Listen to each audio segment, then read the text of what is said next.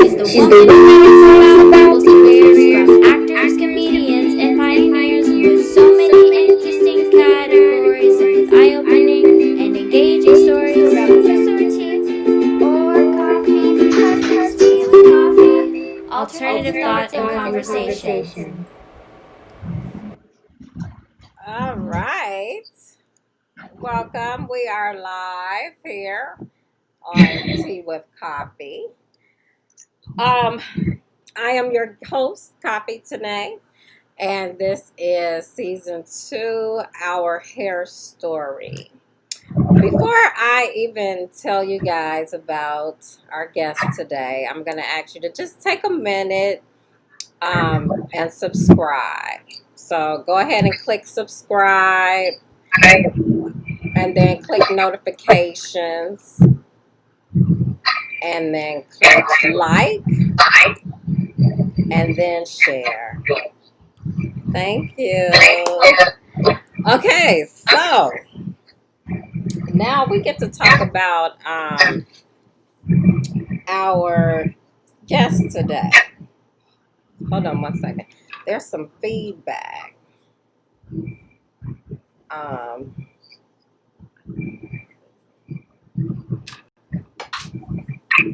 Okay.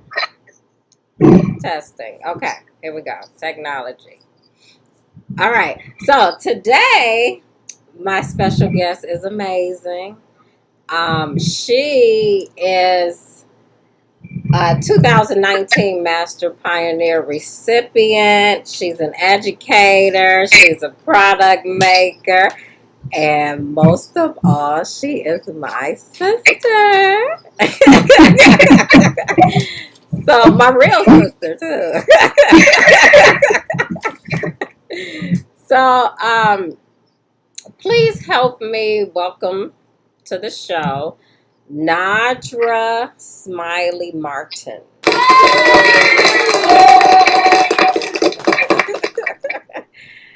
Aloha! Welcome to the show. Aloha. Thank you so much for coming. Well, thank you for inviting me. Absolutely. So, I always like to start out. I always like to start out asking everybody to start from the beginning and tell me their hair story. So, Oh, wow. Okay. tell me the beginning. I want to know the birth of it. What inspired you to move forward into the place where you are today in your hair story? How did this begin? Okay. So, wow. I remember being a young girl and my mother doing hair, and as I grew up, being a young girl, watching her turn her hair passion into a business. And I remember, her and my sister used to get up and go to work. And I would be like, yeah, I'm not doing that. I'm not going to do hair. I'm not going to do that. Let me try to figure out what I'm going to do. And then as I grew older, I just started to kind of envy the life of it. It looked really nice and classy and exciting, and I wanted to be a part of it. So I started picturing myself being a part of it, but also I wanted some money. When I was a teenager, I wanted some money. I was like 12, 13. I would be asking my mother for stuff, and she would be like, well, you can have it if you come to the salon and work.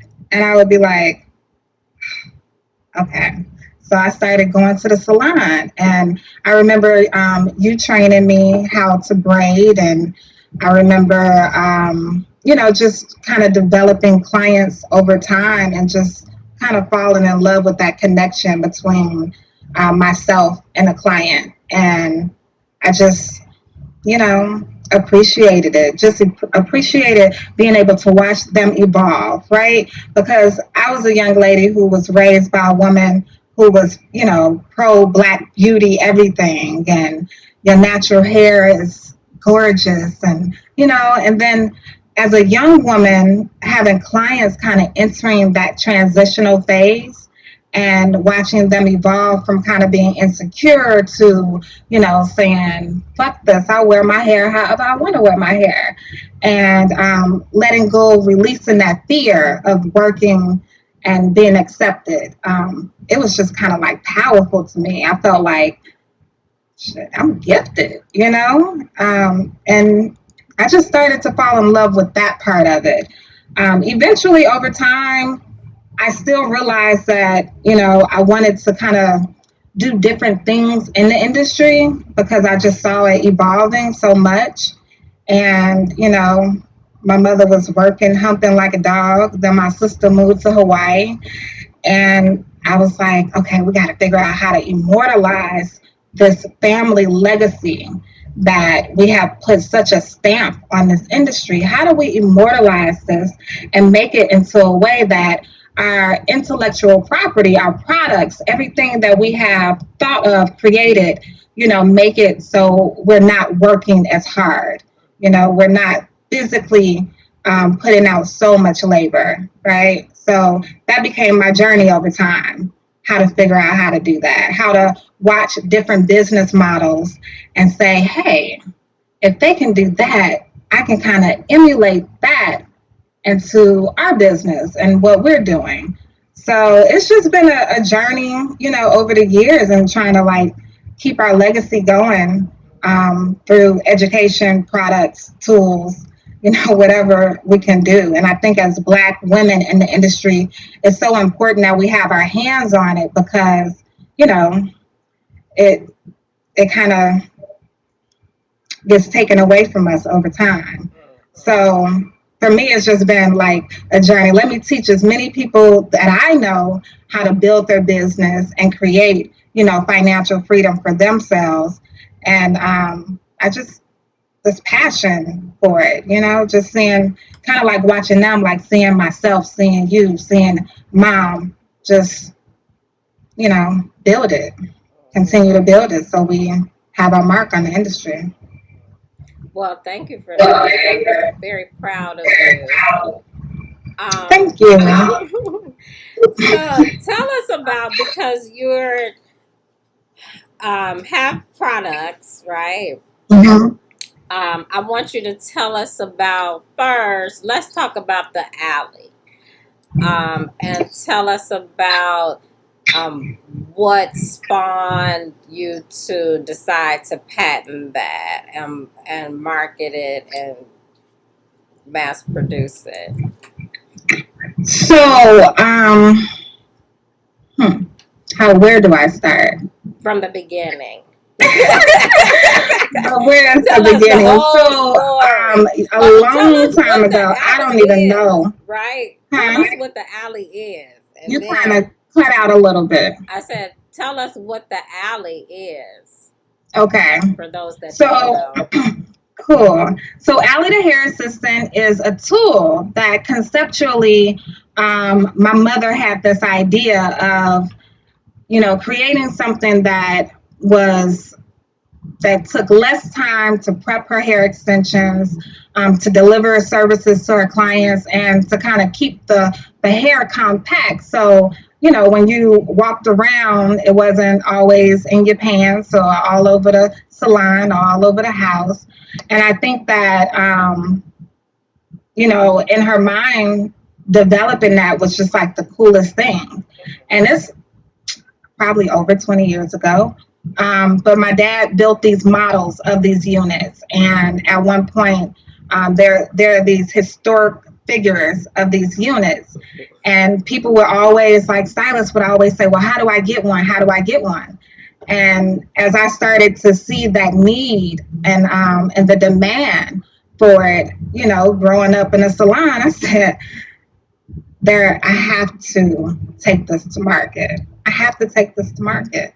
So that it just became like this burning goal for me to, we were already developing products. So I need to build a brand. Evolving Textures became the brand around delivering products to hairstylists. So with Allie, the hair assistant, I saw this commercial of an alligator come on the TV, and I saw the mouth just kind of clamp down. And I said, that's it. I gotta, okay, the name of it is gonna be Allie, and Allie is holding his hair. So, so I started like seeking, manufacturers, and I mean, it took years to really like find the right people to help me get this done. But over the years, I started to grow relationships with people in the manufacturing industry. And I had like no money to start this. So for anybody who has this idea or vision to like really take something far, don't worry about the how, worry about the what, and start focusing on the what. And that's what I did. I just said, I had no money to meet with this patent attorney, but he sat down with me and he said, can you afford a patent? And I said, yeah. And he said, can you really afford a patent? And I remember him like kind of leading me to the answer of no. It was like, well, patents could cost $20,000 to $40,000 over the years, and you might not get it. And I was like, okay, well, and he was like, can you? And eventually I caught on and I said, no, I can't afford it. And he said, okay, I am going to put your project inside my school, and our students are going to help you develop your patent for just the filing costs. And I was like, okay. So it just over time, it just started to develop where things just started happening and doors just started opening, and it just became like this, this manifestation of what I wanted to create for our family legacy, which was a professional tool that helped braiders, release their hair extensions and save time prepping hair and becoming more professional. And eventually it just, I'm sorry. say that again. Do you have an alley? To show? Yeah. Yeah. Oh, let's see it. Show the alley. Alley, alley, alley. I have a couple of different models I can show you guys. Okay, we want to see them.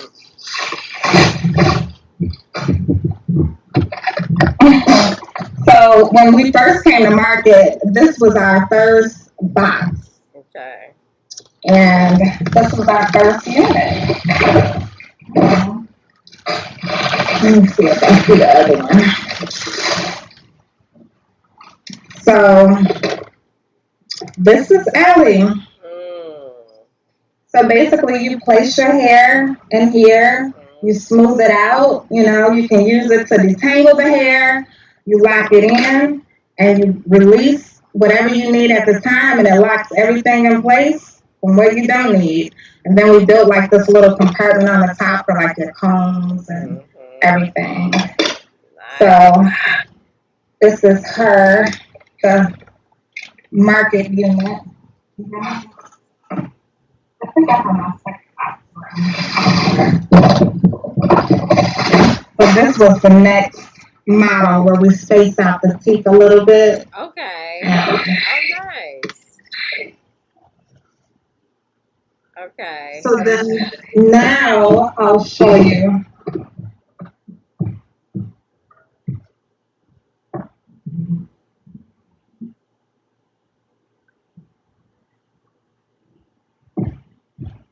With all of the, with all of the manufacturing, the world is crazy right now. I'm sure everybody knows that. So right now, we are on hold selling the units until the end of December.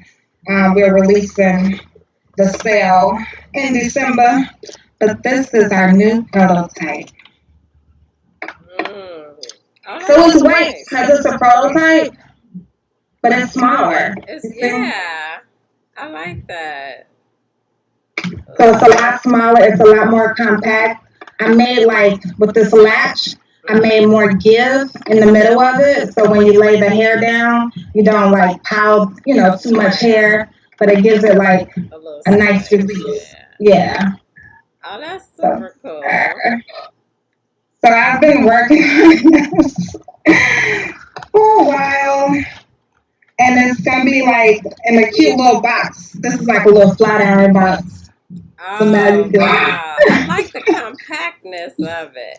It's so Yeah. funny because I still have my original.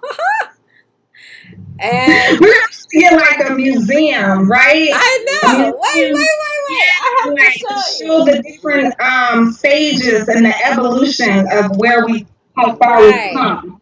Here, can you get it for me? It's in the drawer. I'm gonna show you mine because I still have it, and it's like I remember when I moved here. I grabbed that alley because I was like, oh, I'm gonna need this, girl, and that was one of the things that I put in my suitcase. And it was just, it. You know how I had the pole where it stand up on the stand, so it didn't Mm-hmm. have that. Not that one. It's a wooden one. Uh-huh. And it stands up on the stand. You know, I didn't have that Yeah, we part. still have some of those. Yes. Yep. So you still have those in the salon? Oh, this Yeah, is we still good. have them. That's what I'm saying. Like, we need to build a museum and just show all Right. the Mine different and then mine has evolution. arrows. Yes, This was yes. the We still have a couple still on the stand. Yes. right. Bam. And then it will have a little stand to sit on top and you just like pull your hair. Oh my God, that is so amazing. We're Yeah, so Jim was amazing. talking about building this. He's like, we need to just have like a whole, like a case where you can see the different. So yeah, so that just became, something I was just really. I knew that it was a purpose for me to like really take that to the next level. So Mhm. yeah. And then, with Evolving Textures, the brand, it was just for me, like it was important. I remember us being in the salon and we would have those big tubs of aloe vera and shea, and y'all would be in the back whipping it up and putting it in the Mhm. microwave and heating it up. And I was just Girl, I be like, telling the okay. recipe. I know, but look, this was 20 years ago, okay? we evolved. We Yes. evolved. So just, Yes. kind of like realizing that we had this intellectual property within us that needed to be protected, which needed to be mass produced, which needed to be like a part of our heritage, our culture. And then, Mhm. originally it started from just the need to give clients like good products. And then eventually it evolved to now my main market is providing hairstylists great products. Mhm. Well, So, it's funny because back then, we were working with the majors, right, in terms of products. And at that mhm, time, we were kind of crossing over, for the, lack of a better term, into, the more mainstream world. And right. so those heavy players like Johnson and them, they were catching on, like, okay, we want to do this. But other than that, there was no other product for us on the market, right? Mhm, So mhm. when locking, twisting gel was to I be remember that. made, Yeah, either we like yeah. made it ourselves, but then we became the authority on what it should be like. But it should be. Yeah, Yes. yeah. So But I don't now, even think a lot of people know that we were a part of the history of making, the making of lock and twist gel mhm, and the purple top right, for girl. organic root stimulator. Yes. So Yeah. yeah, You remember how many times we had to test we be it telling, yeah, and we be send telling it them, okay, these back. little white crystals gotta go, and they be looking at Right. us like, you gonna pay for them white crystals to go? It was something else. But now it's amazing how many products you Yeah, offer us. absolutely, Because we absolutely. definitely went from famine to feast in that regard. Right, that's true. That's true. That's the power. Mhm. That's been the power of the internet. Things evolving, growing. More space becoming open and available to us. I Mhm. think. Yeah. So, what made you decide to start doing a product line or to start evolving textures? What inspired you to make that move?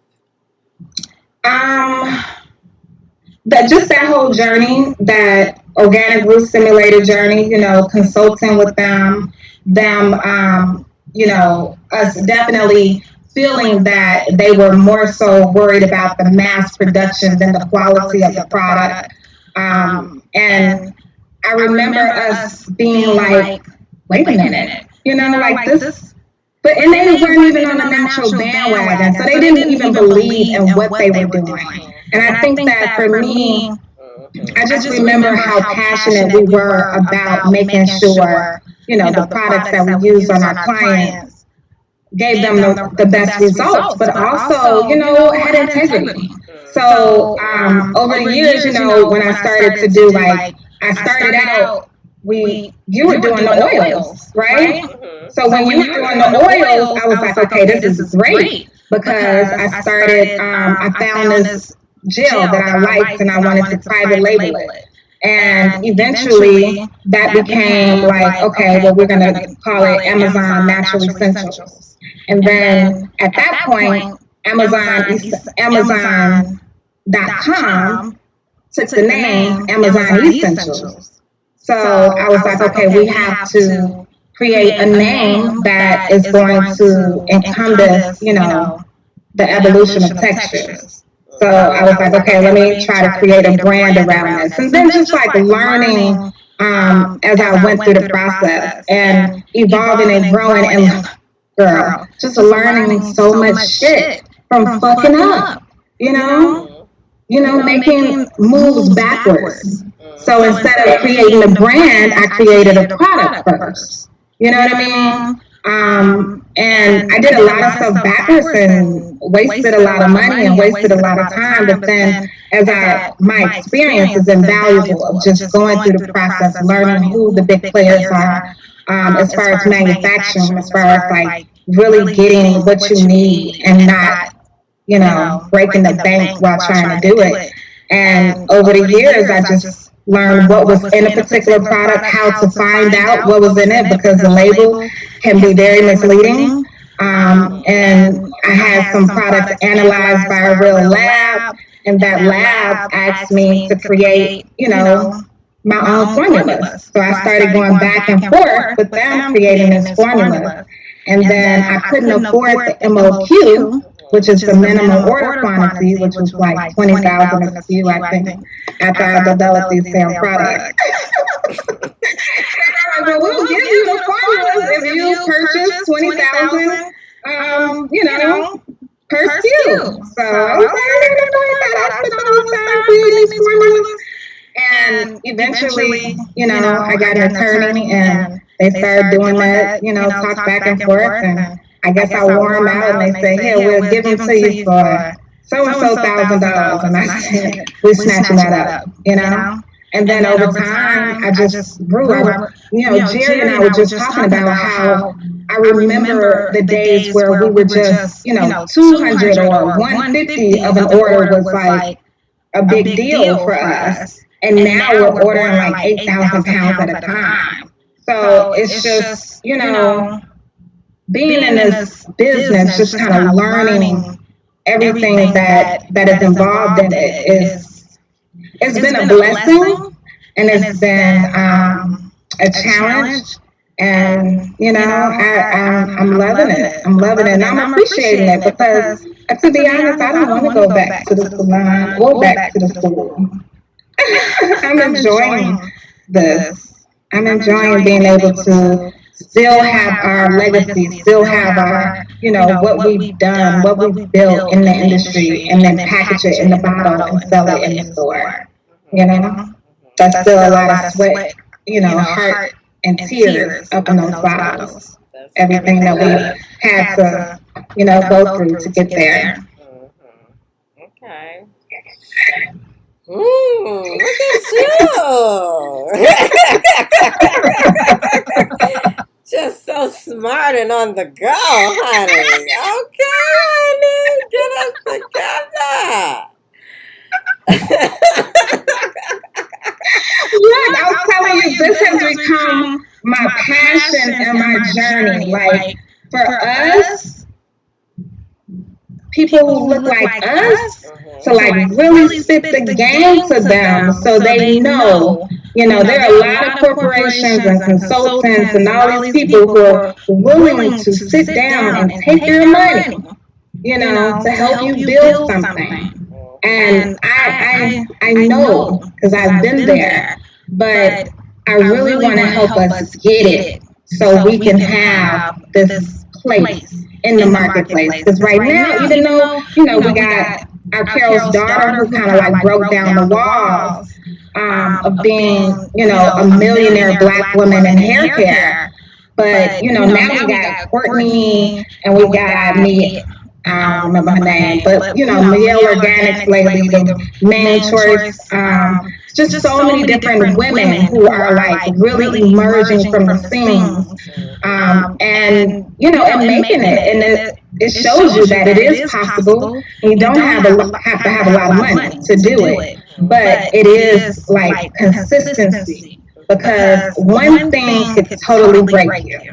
One thing goes wrong, it could totally break you. So it's so important to start from scratch. And I think that because, you and I, we're just kind of like thrown into this beautiful business, and watching it evolve and going through the different steps of it. And we were lucky, in that way of being able to see the industry as it evolved.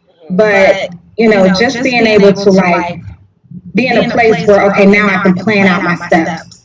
I can do it the right way. Now I see how I need to start building this first and then work on this. But, when I first started, I was doing a lot of stuff ass backwards. And now I'm starting to see a lot of people doing a lot of stuff ass backwards. And I want to stop them. I want to say, hey, let's focus on this first, and then we get to this, So tell us about your affiliate program with Evolving Textures. Okay.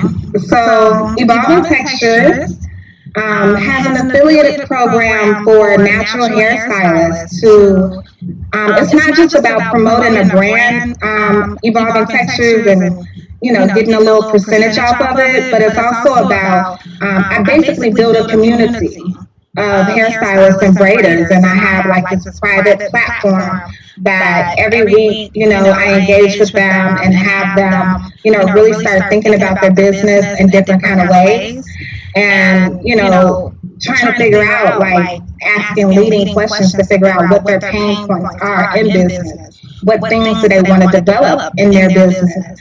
And it kind of drove me into this path of, wanting to build a mastermind, because I saw the pain and I've been through the pain. So how can I help them solve that pain, So yeah, that's the affiliate program. So you become an affiliate, you promote the product, you get a little kickback for promoting the product, but you also become a part of our community. All right. And then you talked about your right now, because I know, like, for a lot of us, this whole situation that we're in with the COVID-19, it's inspired us to start thinking differently about how we move forward. And it's so many intricacies of this business. Like you mentioned how you started out ass backwards. Well, the beginning of it is, being the artist, being the hairstylist, and then all of these other ingredients that are involved. There's a patent involved, there's an attorney, there's a business mind, there's a, so all of these things are very intricate to that whole big picture of it. And here we are, you're continuing this, whole journey and legacy, and everybody before you is very proud that you are the one that's doing it. And we really are appreciative of that too, because you really don't want all of the stuff to get lost, and you have to pass it on, because of course everybody is not going to sit behind the chair until they fall off Right. of it. You know what I So mean? you They fall fall off off of of it, it. right, right. Right. Yes, you gotta start building. And I'm realizing that, Amazon was lucky. She had two daughters who love the industry, but everybody is not going to have, people to carry it on. So you have to build like this step by step process to make sure your legacy continues beyond the chair. That's going to be really important. And the other thing too is, what are you going to do during the next wave? Like, this was a shock for a lot of people. I had a feeling that the industry, not the industry, but the market was going to get bad because, we were coming towards that cycle of, remember when the housing market crashed and like every so many years. So I started saving. And when it happened, I was like, okay, all right, well, let's direct focus. Let's pivot, because, it's a lot to, like you said, everything you have to look at in a certain kind of way, especially with the time right now. Online businesses are making the most money right now. They're the only really thing that is surviving. And it's really time for us, as African American women, to start to take over that space. That's going to be really important, especially, during the fall when the next wave hits us, and you can't go out there and do hair anymore. So it's time to like really start buckling down and focusing on what is going to push your legacy further. So, what are some of the things that you guys are covering in the mastermind group? So in the mastermind group, I cover mindset first. Like, to me, like, that's first and foremost, because I had to myself like go on my own personal journey before, like, it started before this even happened, and I was fortunate because I started therapy right before COVID outbreak, and, through that, I started to do my own personal journey search and like really find out who I was. Because, you grow up, you get codependency, you get all these different things, like this little girl syndrome you get, and it becomes, a roadblock into where you actually see yourself going. So mindset is first, like breaking down a lot of that self-confidence wall, those insecurities, those self-defeating thoughts, those thoughts of, oh, I just want to be comfortable, or those thoughts of, well, I can only do this much and I don't have this.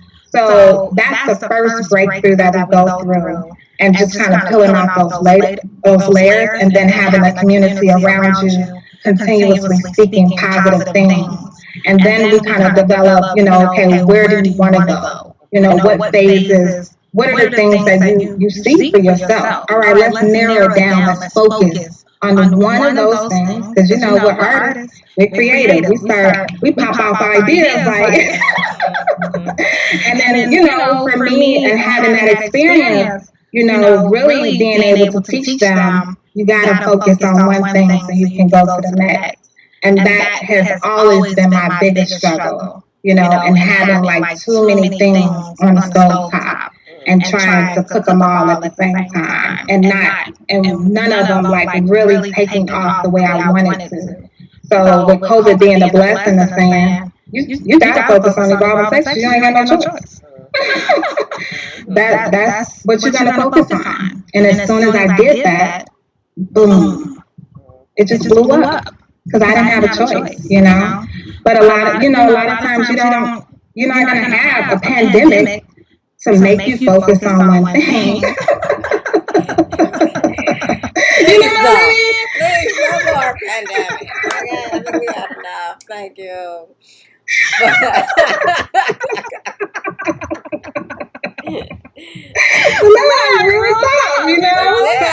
It did. It did the same thing for me as well. I was having some other issues before the pandemic, but then this gave me an opportunity to be more, almost in a more comfortable space, and be more open to what I was going to be recreating. Right.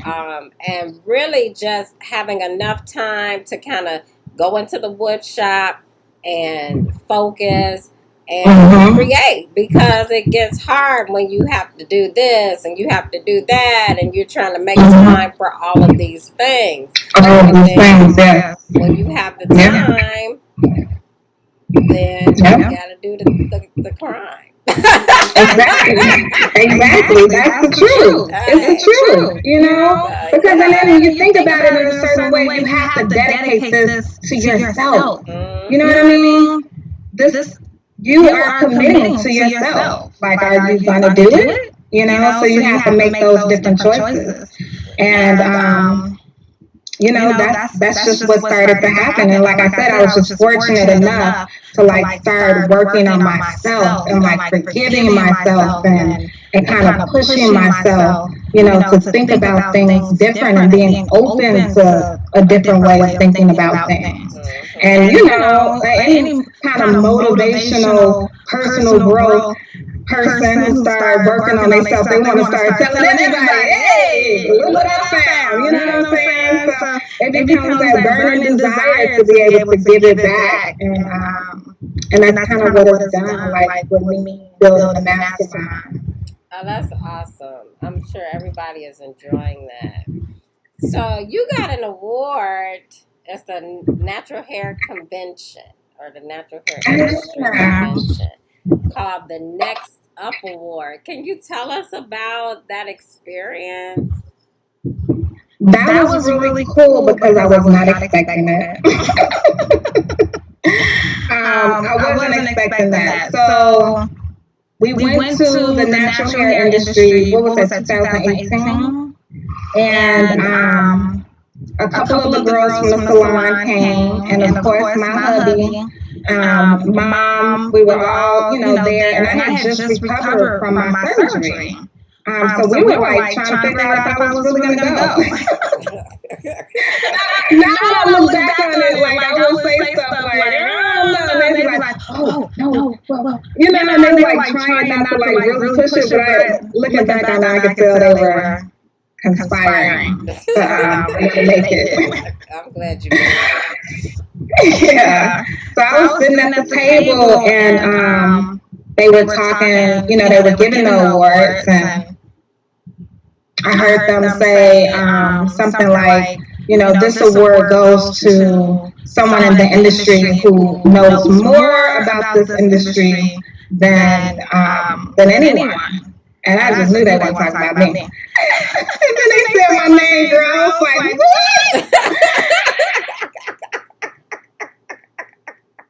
Next Up Award. That was really cool, though. That was really cool. Yeah. So wait, tell us what the Natural Hair Industry Convention is. Yeah, so the natural hair industry is it's like a show, a trade show for natural hair professionals and vendors in that space, in the natural hair space. So you see vendors that we've known for over 20, 30 years there. You see natural hair professionals that you've known, I mean, shit, pretty much all my life. I know since you were, coming up, and it's just like, it's kind of like our meeting ground, and it was founded by Susan Peterkin Bishop. And she was trained by Diane Bailey, and just like this connection, like just all of us being connected in this way, and still here. that part, you know what I mean? And still here, still fighting, still pumping for this industry that we love so much. So yeah, Susan had this vision, and she made it come to life. She has a partner, Angela.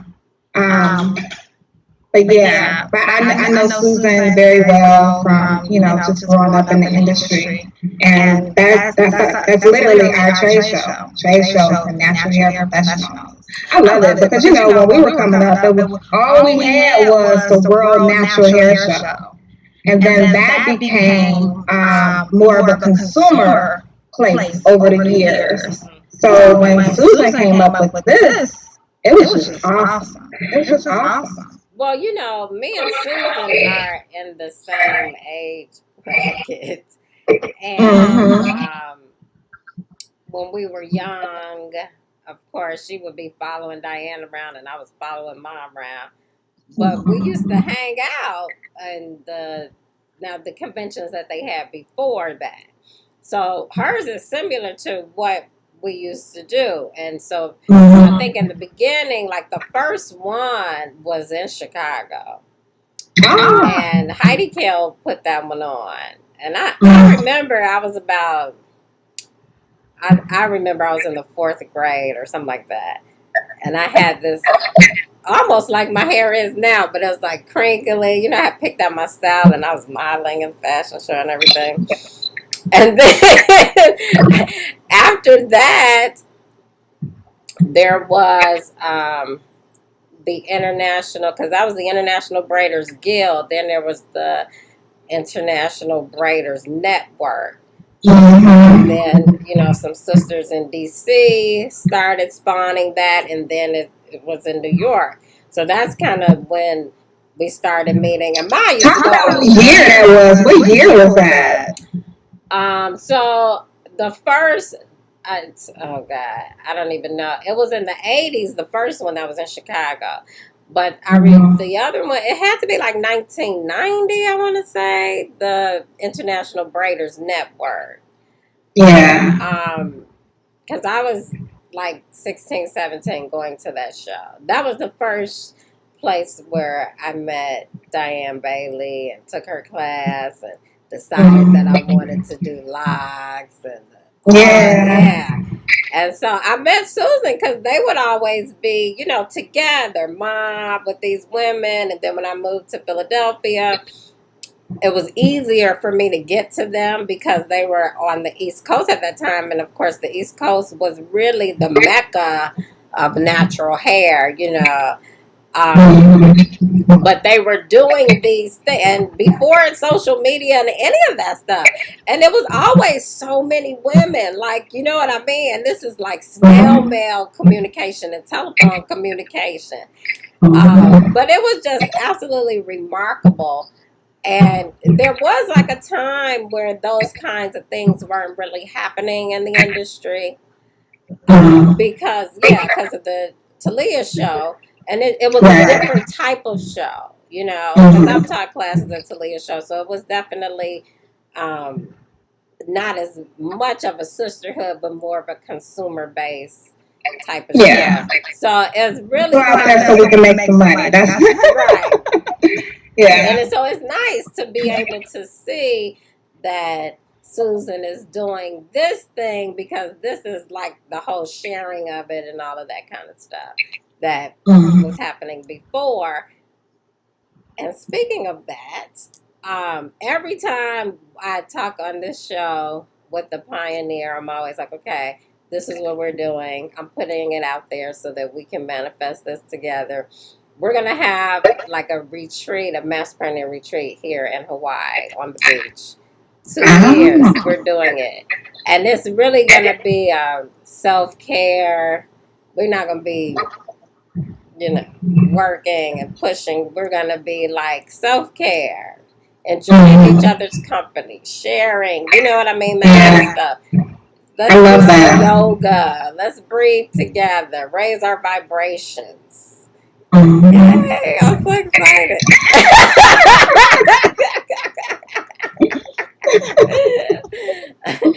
I So, will. I didn't. So I know that this season is about the master pioneers, the women in the industry. I know that like my market,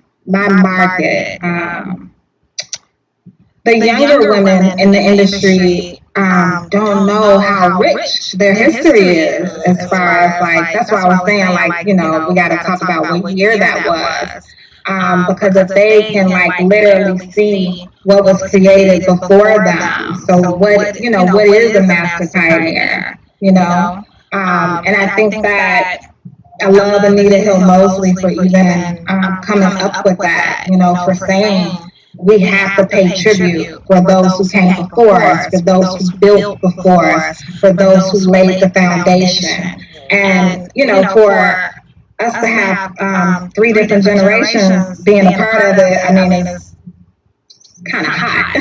Yeah, no, it's It's amazing. hot shit. Yeah, it's hot shit for real. But just to be able to be recognized and saying we helped lay the foundation for what this will be. I can't wait to see what this will be. You know what I mean? Or I might not see it, but to have, but no, like to literally like envision what this could be if we continue to pull together and like really promote each other, really support each other, because like you said, they have laid the groundwork, but it's really about passing the torch. And I think that that's an important conversation to have with like our earlier inaugural master pioneers. Is the support is definitely needed, and passing that torch is definitely needed. So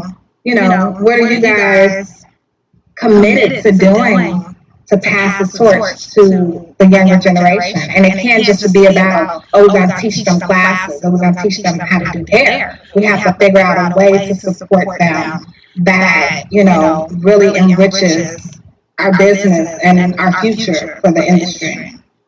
I hear it. It's all about passing the torch. Yeah. And I think that they have passed a lot of torches over the years. And they've inspired women to, I know our mother alone has inspired women to open up their own businesses. Yeah, absolutely. And all of them really have, really created not only somebody that's working for them, but somebody that they're grooming how they're going to build their own business. And so, I'm even glad that you asked that question, because as we move forward into younger generations, what do you see a good model is for passing the torch along? That is a good question, huh? I think that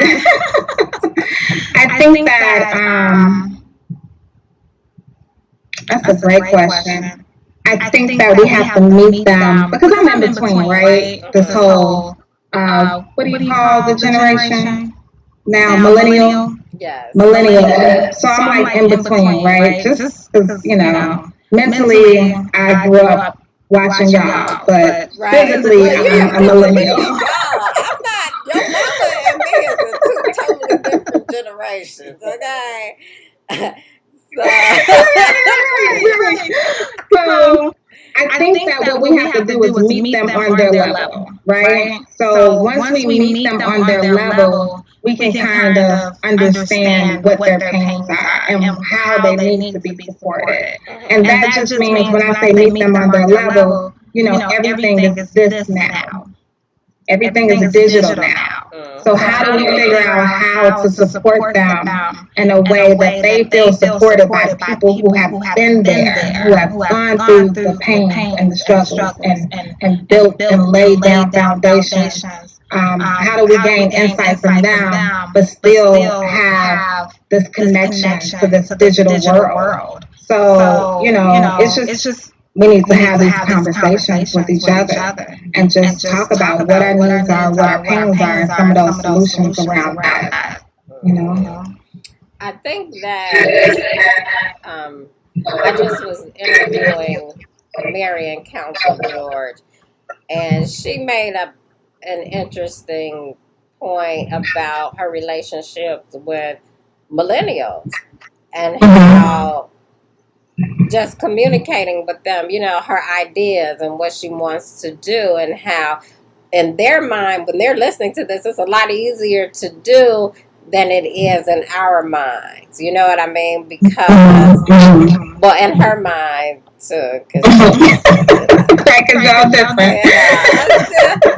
right. But just because when you think about, and I remember all of these things, and adjusting to Mhm. the photo shoots, waiting for the film, right?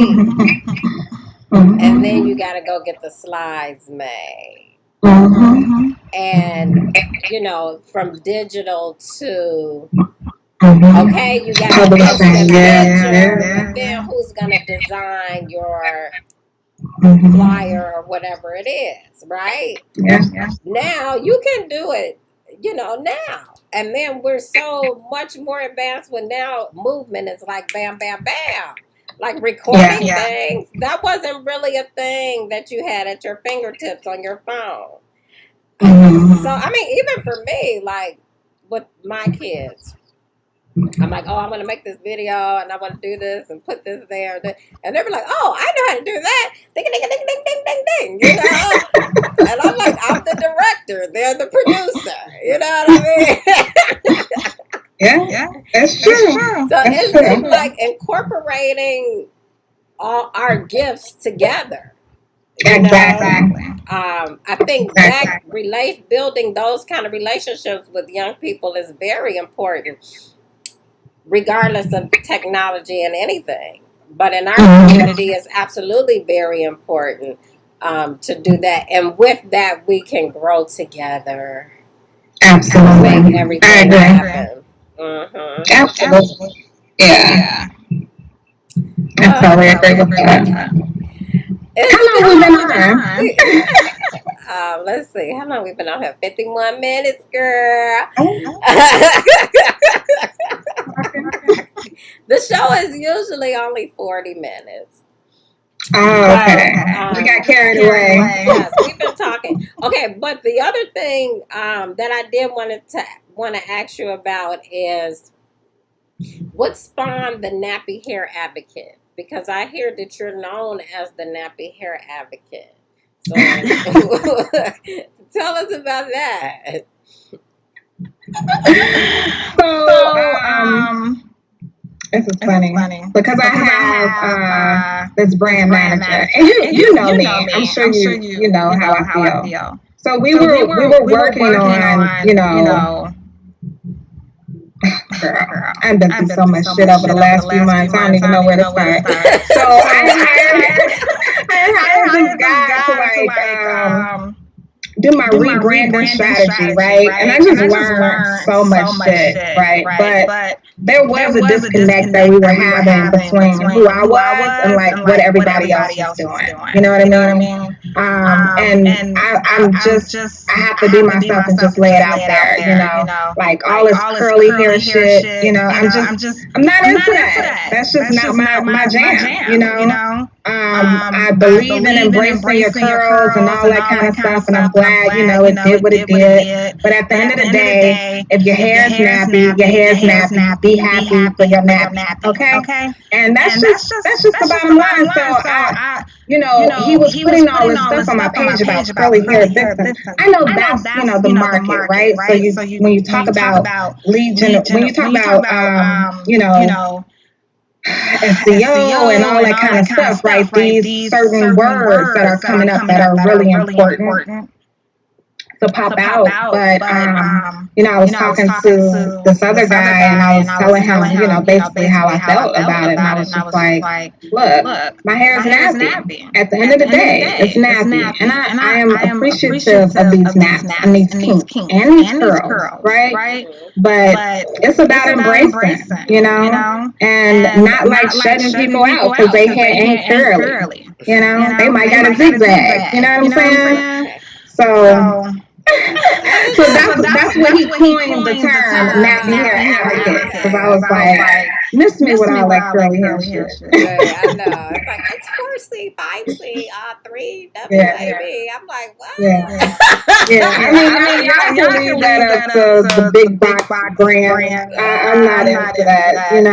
I really I really wanted to focus on products that were nurturing, but not provide a result at the same time, because when you talk about OGL, right, you talk about any kinky texture, coily, however tight, OGL is going to stand up and perform. You know what I mean? So I'm not trying to make no puddings that are gonna give this an illusion of how these how they have the women looking on TV with their bouncy waiting. No, we're creating styles and masterpieces, and let's form these coils, kinks, and all this texture, and create masterpieces from what we design as artists. Right. So Almost that's down. just how I feel about it. Yeah. I know a lot of people ain't gonna agree with me, but it's cool. Okay. It's all good. You don't have to. But a lot of times, I think that market curly is like watering it down, right? Absolutely, So that absolutely, making it more comfortable. And then the categories, to me, I think just put you in more categories. More of a box, absolutely. Because I always tell people, I'm like, look, let's not even talk about. I know enough about hair where you don't have to tell me the A's and the numbers and the ABCs that go with it. Because really, it's more, everybody has a unique skin. Exactly. And you might have 3 or 4 different textures on one head. And on one head. So Yeah. we're not going to go into the ABCs and the 1, 2, 3s about it. I'm good. Yeah, I'm I got good. you. Yours is yours. That's it. That's all it is. It's yours. It belongs to you. And I don't blame, I think that it came from, or maybe popularized from the consumer. This is what I heard. The consumer market trying to understand their hair patterns.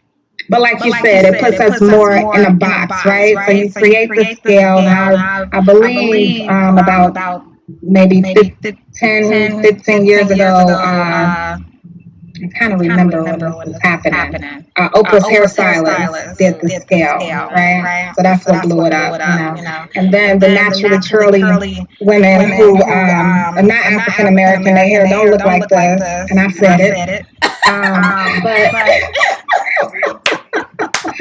But they promoted the scale so people could look at the scale and decide, what category they fit into. Yes. But what I did not like, and what I still do not like, is the fact that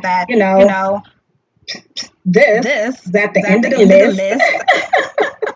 You know what I'm saying? Because all of those, looser textures, they evolved from this. You know what I mean? Put us at the top where we belong. Right. Exactly. That's right. I agree. But from years of me teaching and just going through like the basic,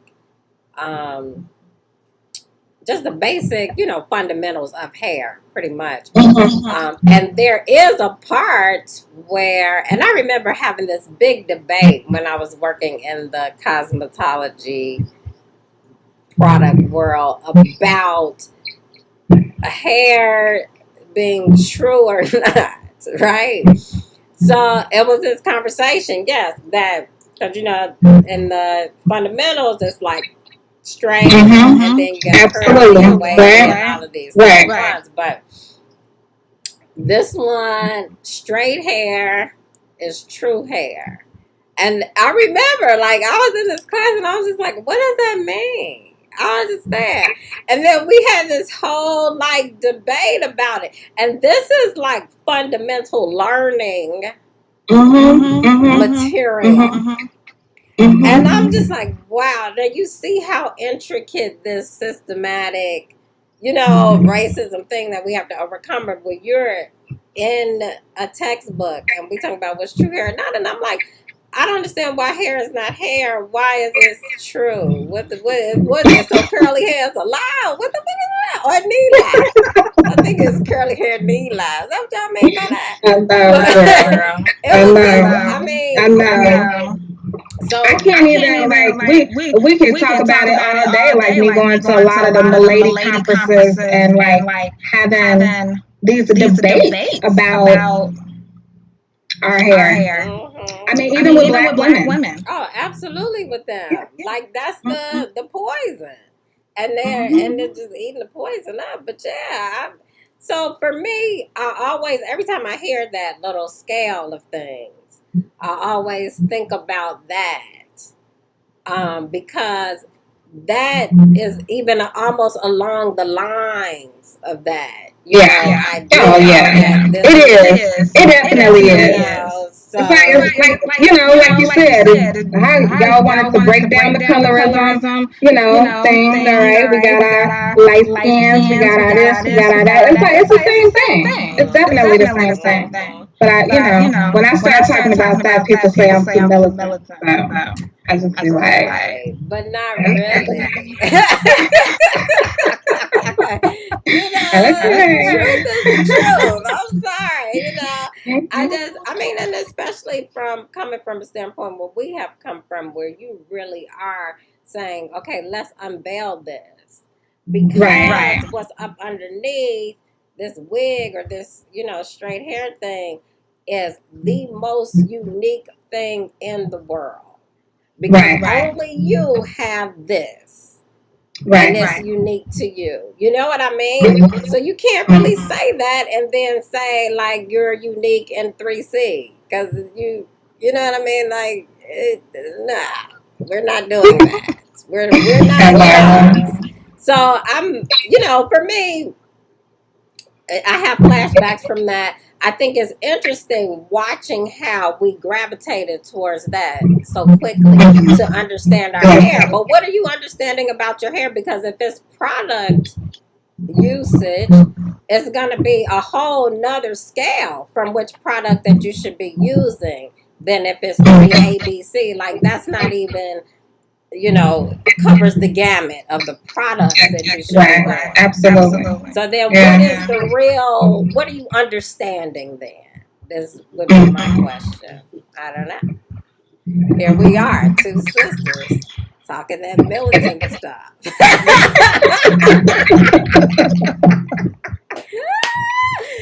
Girl, look, it's been a pleasure having you on the show. Thank Thank you. you so Thank you much. for having me on the show. Absolutely. I couldn't wait to get you on here. I'm so excited about today. I'm like, oh, I get to talk to my sister. So I do want to tell everybody about next week's guest. So Okay. if you've been following the whole season, I'm gonna say that there might not even be an episode where her name has not been mentioned. She is Diane Bailey. And she is going to be our guest for next week, Tea with Copy. We are so excited to have her on the show. You must be there. Put that on your calendar because this is like the real deal. She is our fearless leader. And we love her so much. So until next week, I will see you guys. Aloha.